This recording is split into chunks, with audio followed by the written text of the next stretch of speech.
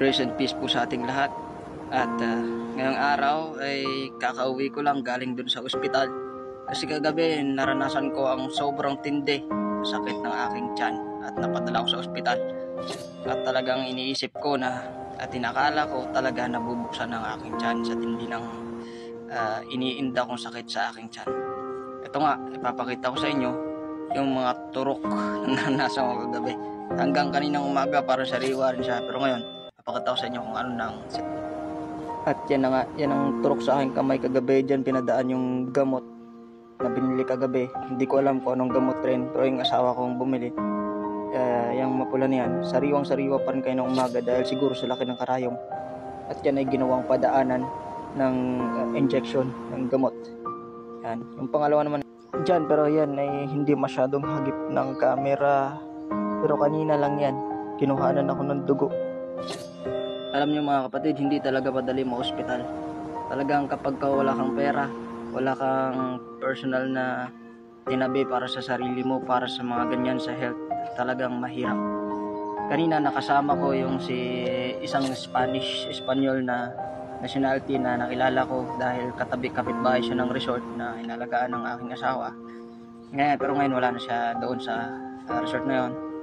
At kami nagkita kanina, pangita kami kanina doon.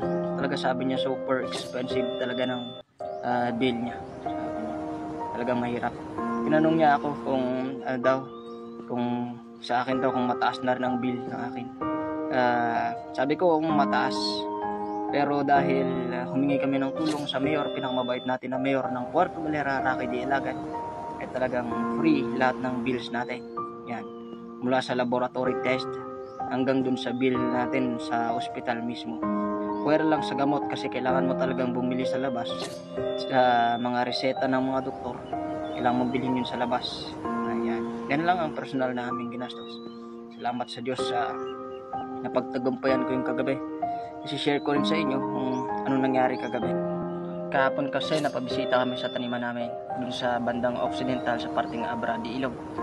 Binisita namin ang aming tanim na mais at munggo at okra.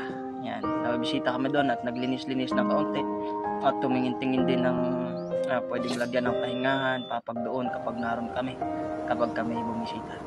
Ngayon, pagkahapon ng nangyari niyon, pagkahapon ng hapon nung nakauwi na kami galing Occidental, nakapagpahinga pa ako saglit dito sa bahay at naramdaman ko unti-unti sumakit ang aking kaliwang bahagi ng tiyan. Sobrang sakit na hindi ko na halos mainda, halos hindi na ako malakad. Sinubukan ko magdumi pero hindi nadadala. Sinubukan ko kung ano pang pwede kong gawin, hinihilot ko na lahat na. Kulang na lang pagulong-gulong ako at umiyak, pero wala nang magawa. Sabi ko sa asawa ko, doktor na ang kailangan natin. Kahit mahirap ako maglakad dahil sa sobrang sakit, pinilit ko at tulo ng luha ko at parang naduduwal-duwal na ako. Sakay kami sa motor. At alam nyo, ito lang pinaulit-ulit ko. Kinuha ko yung rosary ko dun sa motor ko at inulit-ulit ko yung prayer na prayer sa rosary, pray for us sinners. Yung second part na response dun sa Hail Mary, yung Holy Mary, yan ang inuulit ko.